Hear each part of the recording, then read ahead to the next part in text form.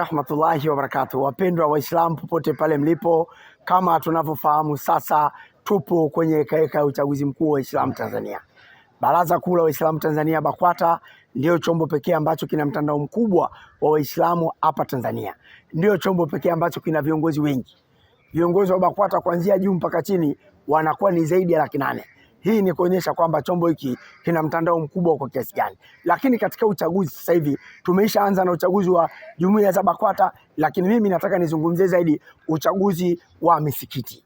Kama tunavyofahamu, kuanzia tarehe 24 ilikuwa ni swala la kuanza kuchukua fomu. Waislamu wote bila kujali madhehebu, bila kujali taasisi, bila kujali itikadi, BAKWATA imefungua mlango wote tushiriki katika uchaguzi.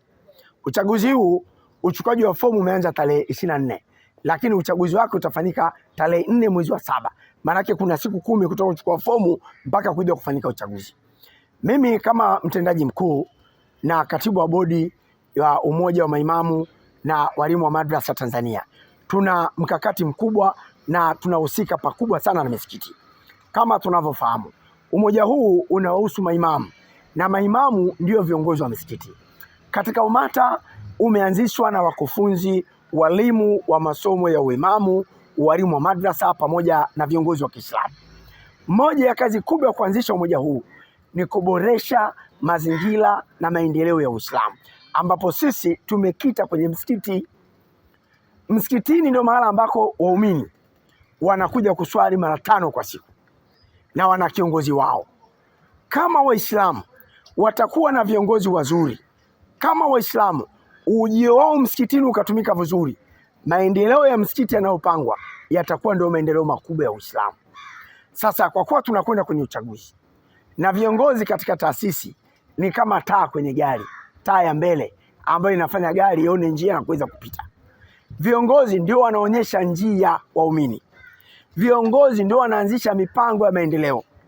Kuelekea uchaguzi mkuu huu, ni lazima Waislamu kama tunataka maendeleo katika misikiti yetu na Uislamu kwa ujumla, ni lazima tutumie vizuri fursa hii ya kuwa na viongozi wazuri katika misikiti ili tuweze kufanya vizuri katika mambo yetu. Angalia kwa mfano, UMATA katika malengo yake, lengo la kwanza imesema ni kuunganisha maimamu wote nchini Tanzania. Ina maana umoja wa maimamu Tanzania ukienda kuwa na sauti imara, ndio umoja ambao utasaidia kuleta maendeleo ya Uislamu. Lakini lengo la pili ni kujenga uwezo wa mafunzo kwa maimamu na walimu wa madrasa. Kama tunavyofahamu, sisi hatuna vyuo vya uongozi, lakini sisi kama waratibu, kama wakufunzi, kama waasisi wa UMATA tunaweza kutafsiri masomo katika vyuo vikuu mbalimbali yanayohusiana na uongozi na maendeleo ya jamii, tukawafundisha maimamu wetu.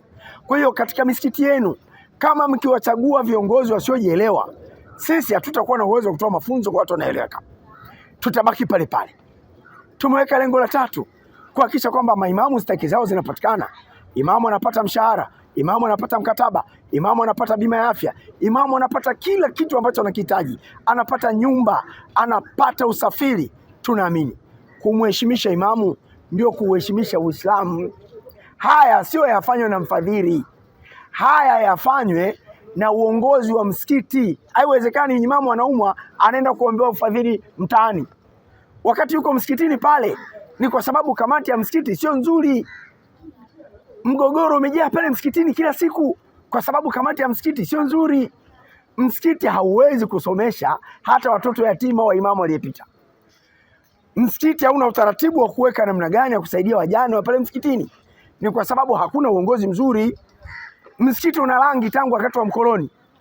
Msikiti hauna eneo lingine. Msikiti unakusanya mapato lakini haulipi walimu wa madrasa, hausaidii mayatima, hausaidii posho za walimu huko vijijini. Ni kwa sababu hauna uongozi mzuri. Tukiutumia uchaguzi wa BAKWATA, tutaweka viongozi wazuri sana, na viongozi hao ndio ambao wataleta maendeleo tunayotamani. Wakati fulani kunatokea mapinduzi msikitini, watu wanachakalika kwa sababu kuna mambo wanataka kufanya. Hakuna haja ya mapinduzi. Twendeni katika uchaguzi wa misikiti, tushiriki katika uchaguzi wa misikiti kila mmoja wetu, ili tuweze kufanya vizuri katika maendeleo ya Uislamu. Maendeleo ya Uislamu yanaanzia msikitini. Kama hatujashiriki vizuri kuweka viongozi wazuri msikitini, tafsiri yake ni kwamba hatuwezi kupata maendeleo. Kwa hiyo tuwaombe Waislamu BAKWATA imefungua mlango, imetutengenezea njia nzuri ya kujiletea maendeleo yetu kama Waislamu. Uchaguzi huu wa misikiti ndio njia ya kuweza kufanya vizuri. Tunasema wakati fulani BAKWATA imetufungulia njia ya kwenda kwenye maendeleo ya Waislamu. Ndio kama hivi uchaguzi, uongozi mpaka chini. Lakini bahati mbaya njia hii haijapata watu sahihi wa kupita. Watu wasiokuwa sahihi wa kupita ni wale ambao wanadhani misikitini ni kwa ajili tu ya kuswali na kuondoka.